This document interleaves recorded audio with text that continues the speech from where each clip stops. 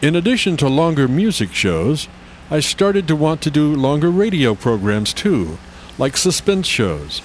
So with almost no technical production capabilities, I found an article in a magazine and gave it a shot.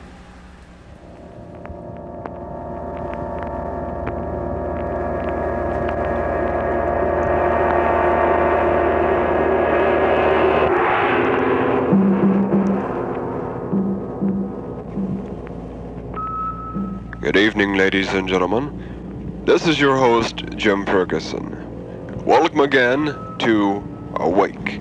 Tonight's story, The Monsters Are Due on Maple Street.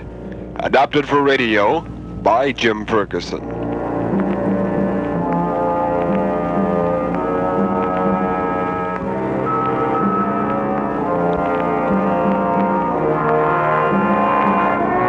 This is another in a series to keep you awake. Ladies and gentlemen, the monsters are due.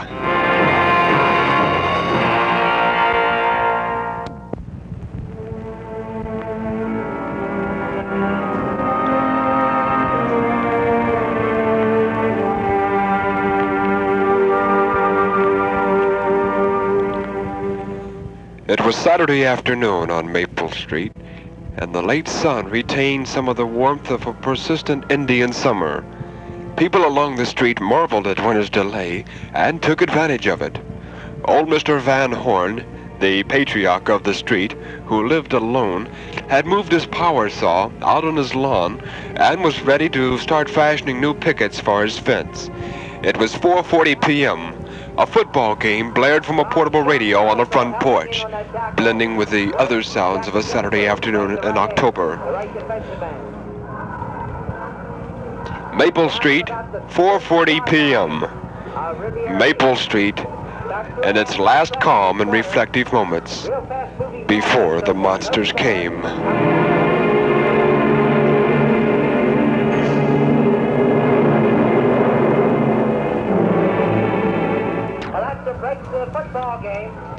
Steve Brand, 40-ish, a big man, in an old ex-Marine set of dungarees, was washing his car when the lights flashed across the sky. Everyone on the street looked up at the sound of the whoosh and the brilliant flash that dwarfed the sun. "What was that?" Steve called across at his neighbor, Don Martin, who was fixing a bent spoke on his son's bicycle. Martin, like everyone else, was cupping his hands over his eyes to stare up at the sky. Looked like a meteor, didn't it? I didn't hear any crash, though. Nope, nothing except that roar. Steve's wife came to the porch, and then she said, "Steve, what was that?" Guess it was a meteor, honey. Came off her clothes, didn't it? She went back into the house and became suddenly conscious of something. All along Maple Street, people paused and looked at one another as a gradual awareness took hold. All the sounds had stopped, all of them. There was a silence now. No portable radio, no lawnmowers, no clickety-clack of sprinklers that went round and round on front lawns. There was a complete silence.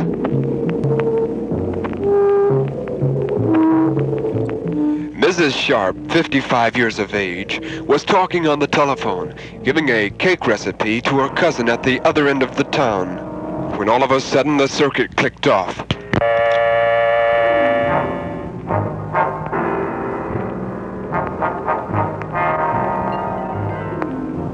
Old Mr. Van Horn was right in the middle of sawing a 1x4 piece of pine when the power went off.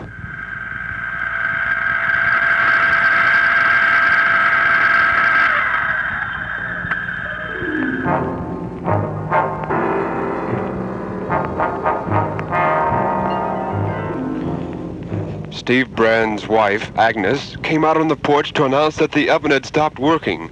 There was no current or something, and would Steve please look at it? But Steve couldn't look at it at that moment because he was preoccupied with a hose that suddenly refused to give any more water.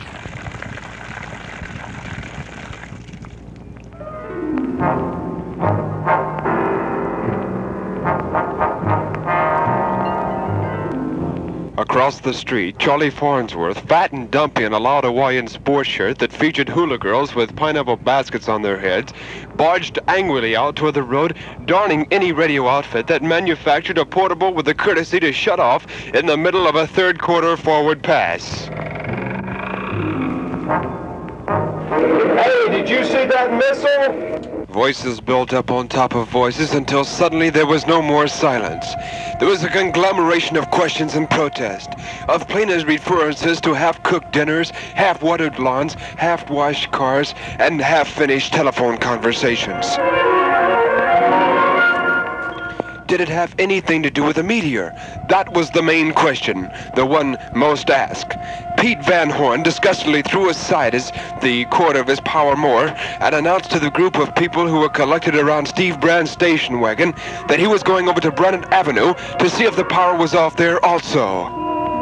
He disappeared into his backyard and was last seen heading into the backyard of the house behind his. Steve Brand, his face wrinkled with perplexity, leaned against his car door and looked around at the neighbors who had collected. Just doesn't make sense. Why should the power go off all of a sudden? And the phone line be dead? Don Martin whipped bicycle grease off his fingers. Maybe some kind of an electrical storm or something. Dumpy Charlie's voice was unpleasant and high. Just doesn't seem likely. Sky's just as blue as anything. Not a cloud. No lightning, no thunder, no nothing. How could it be a storm?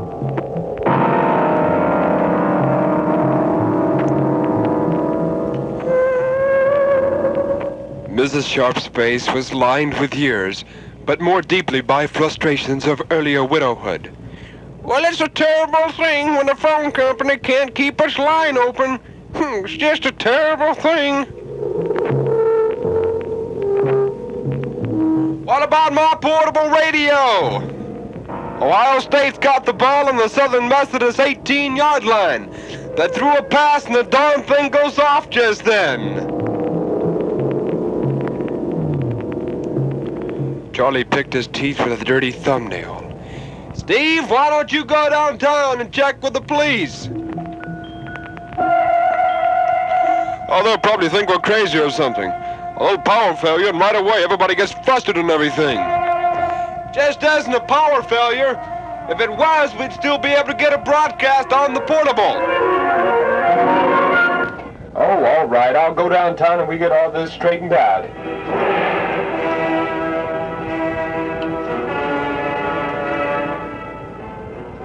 Steve opened the door to his station wagon.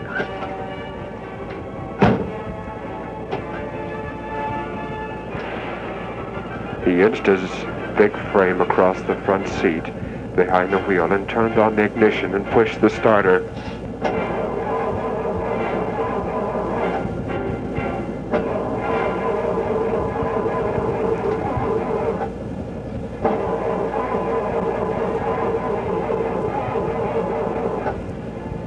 But the car would not start.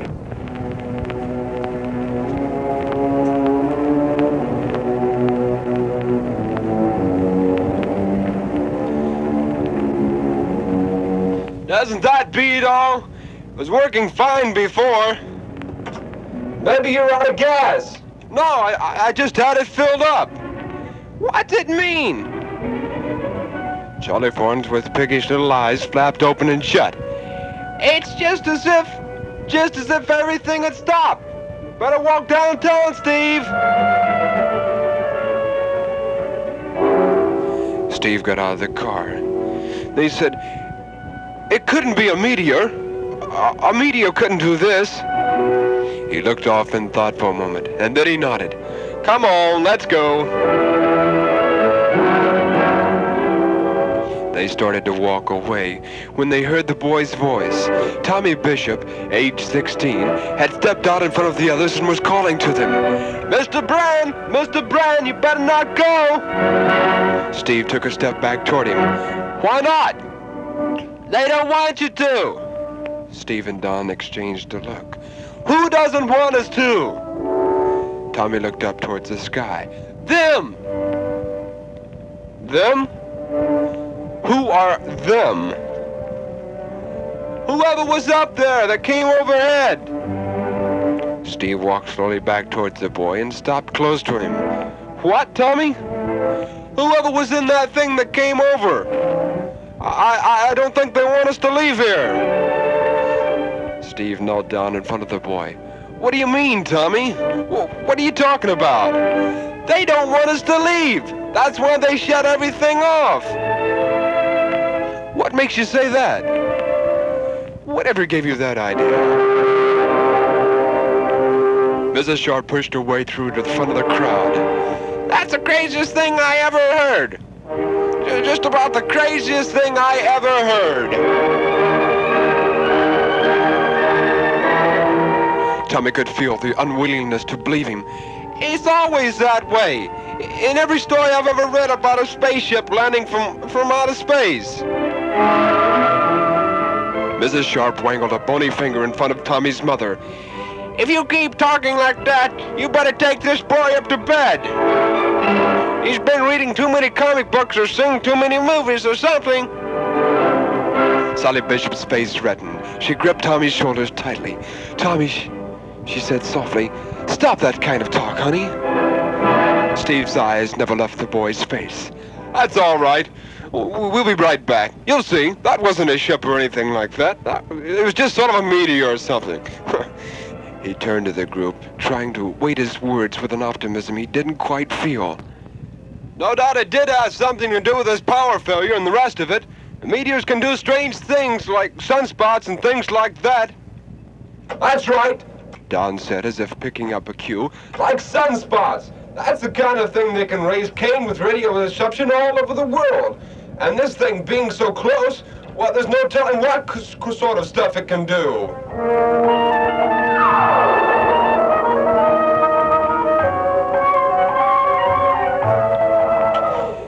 He wet his lips nervously. Come on, Steve, we'll go downtown and see if there isn't what's causing this thing. Once again, the two men started away. Mr. Bryan! Tommy's voice was defiant and frightened at the same time. He pulled away from his mother and ran after them. Please, Mr. Ryan, please don't leave here!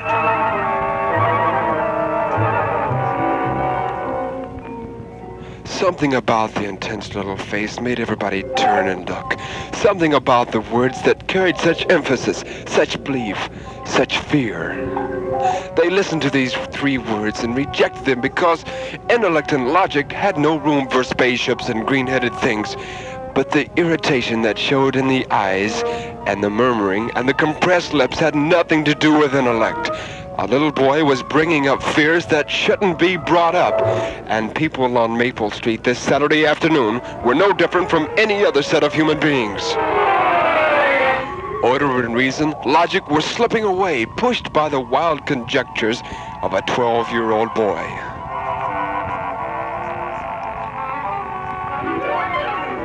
Somebody ought to spank that kid! A voice yelled out from the crowd. Tommy Bishop's voice continued defiant. It pierced the murmurings and rose above them. You might not even get to town. It was that way in the story. Nobody could leave. Nobody except...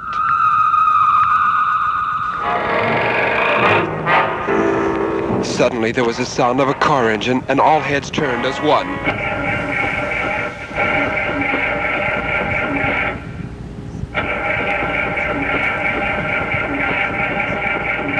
Can't get her started, Ned? Don Martin called out to him. No dice. Funny, she was working fine this morning.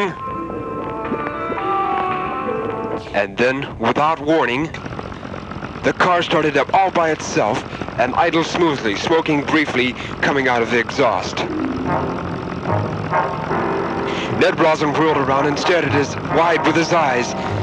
Then, just as suddenly as it started, the engine sputtered and stopped. Started all by itself. How could it do that? How could it just start all by itself? Sally Bishop let loose her son's arms and just stood there, shaking her head. How in the world? Then there were no more questions. They stood there staring at Ned Rosin, who looked from them to his car and then back again. He went to the car and looked at it. Then he scratched his head again. Somebody explain it to me. I sure never saw anything like that before.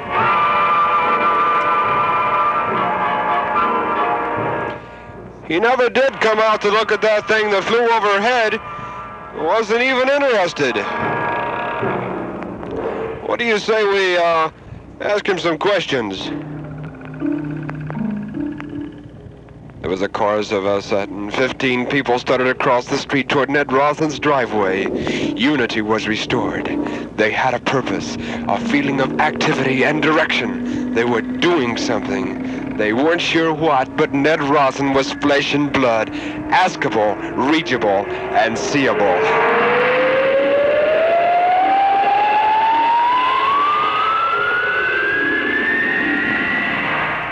He watched with growing apprehension as his neighbors marched toward him. They stopped on the sidewalk close to the driveway and surveyed him.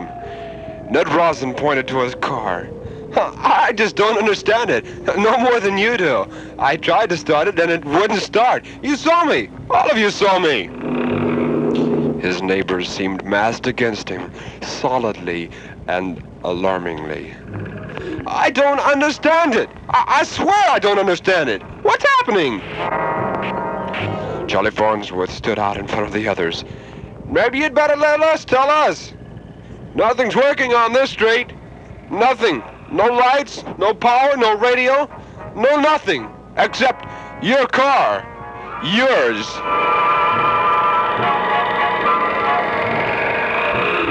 Come on, Rothen. Let's hear what you have to say about it. Let's hear how you explain your car starting like that. Ned Rothen wasn't a coward. He was a quiet man who didn't like violence and had never been a physical fighter. But he didn't like being bullied either. And he got mad. Hold it! Just hold it! You keep your distance, all of you. All right, I've got a car that starts all by itself. Well, that's a freak thing. I admit that. But does that make me some sort of a criminal or something? I don't know why your car works. It just does. The crowd were neither sober nor assured by Rothen's words, but they were not frightened to listen. They huddled together, mumbling. Ned Rothen's eyes went from face to face till he stopped on Steve Brand's. Ned knew Steve Brand. All of the men on the street, this seemed the guy with the most substance, the most intelligence, the most essential decency. What's this all about, Steve? We're all on a monster kick, Ned. Seems that general impression holds that maybe one family isn't what we think they are. Monsters from outer space or something. Different from us. 15 columnists from the vast beyond. He couldn't keep the sarcasm out of his voice. Do you know anybody around here who might fit the description?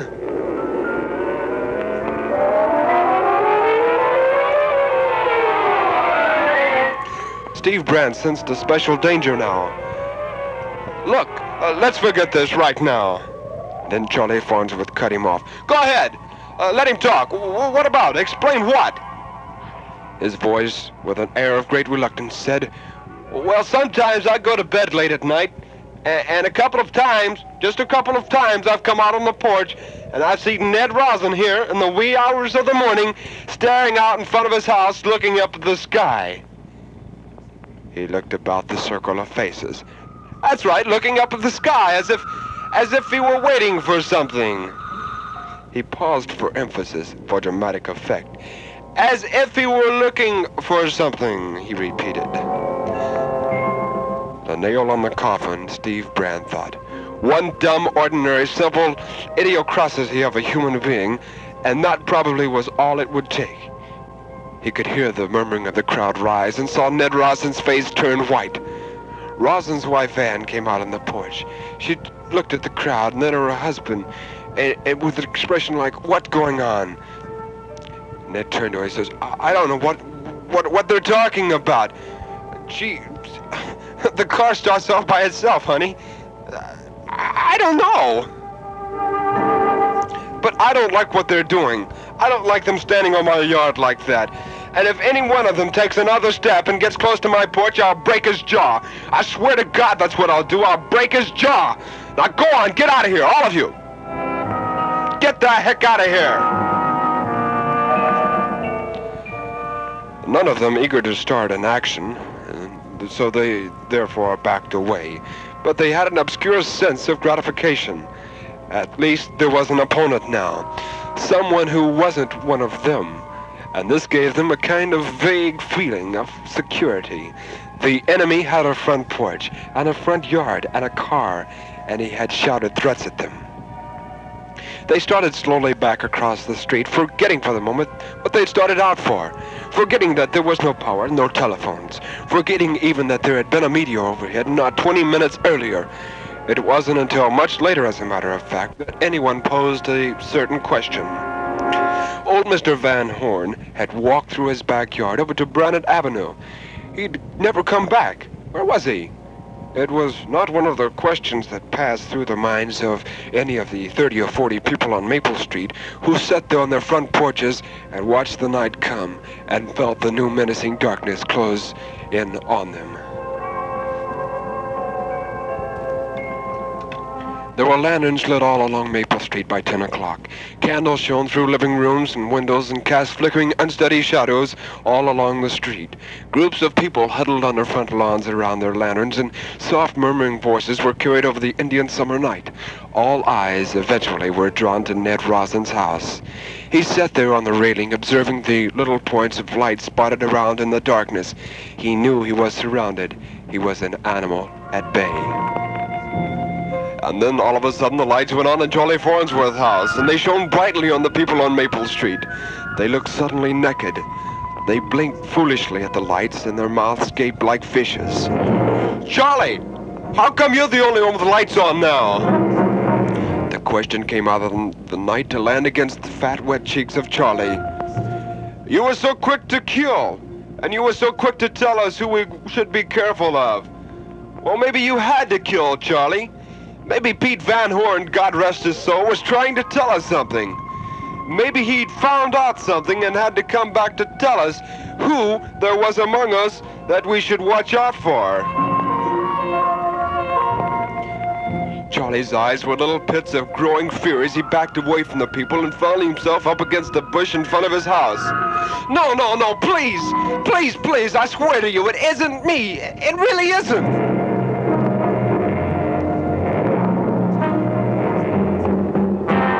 Like a hippopotamus in a circle, he scrambled over the bushes, tearing his clothes and scratching his face and arms.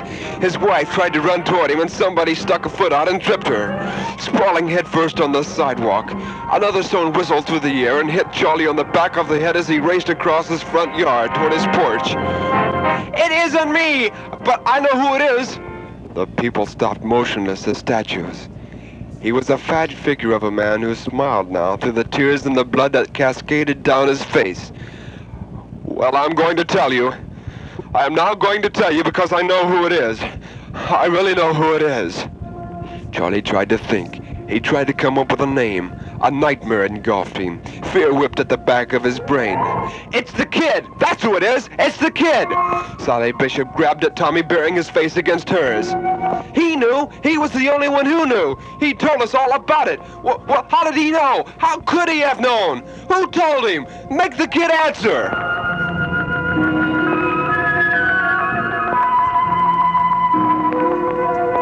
A fever had taken hold now, a hot, burning virus that twisted faces and forced words and solidified the terror inside each person on Maple Street. Tommy broke away from his mother and started to run. A man dove at him and made a flying tackle and missed. Another man threw a stone wildly toward the darkness. They began to run down the street. And then suddenly the lights went on in another house, a two-story gray stucco house that belonged to Bob Weaver. It isn't the kid, it's Bob Weaver's house! A porch light went on at Mrs. Sharp's house. It isn't Bob Weaver's house, it's Mrs. Sharp's place! I tell you, it's the kid! It's Charlie, he's the one! They ran this way and that way over to the house, and then they ran back across the street to another. A rock flew through the air, and then another. Lights on and off, on and off. Charlie Farnsworth went down on his knees. There was a piece of brick plot, a 2-inch hole in the back of his skull. Mrs. Sharp lay on her back and felt the tearing jab of a woman's high heel in her mouth as someone stepped on her racing across the street.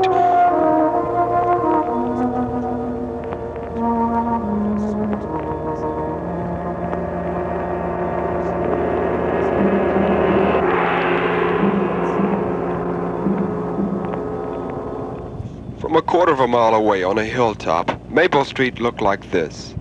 A long tree-lined avenue, full of lights going on and off, and people racing back and forth. Maple Street was a bedlam. It was an outdoor asylum for the insane. Up on top of a hill, two men screened by the darkness stood near the entrance to a spaceship and looked down on Maple Street. Understand the procedure now? Just stop a few of their machines and radios and telephones and lawnmowers. Throw them into darkness for a few hours, and then watch the pattern unfold. And is this the pattern all the time? With a few variations, they pick the most dangerous enemy they can find, and it's themselves.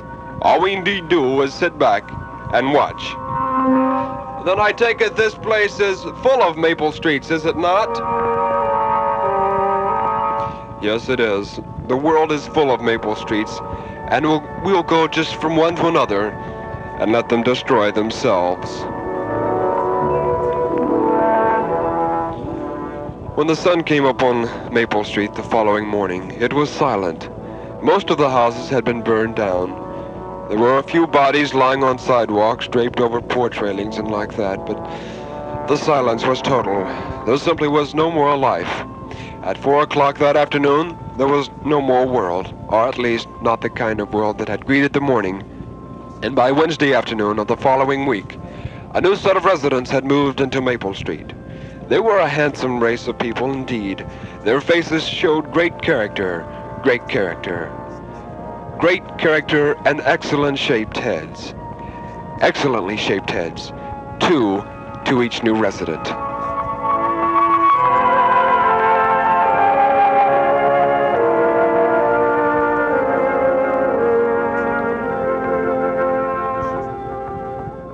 The tools of conquest do not essentially come with bombs and explosions and fallout. There are weapons that are simple thoughts, attitudes, and prejudices to be found only in the minds of men. For the record, prejudices can kill, suspicion can destroy, and a thoughtless, frightened search for a scapegoat has a fallout all of its own for the children and the children yet unborn. And the pity of it is that these things cannot be confined. So, stay awake.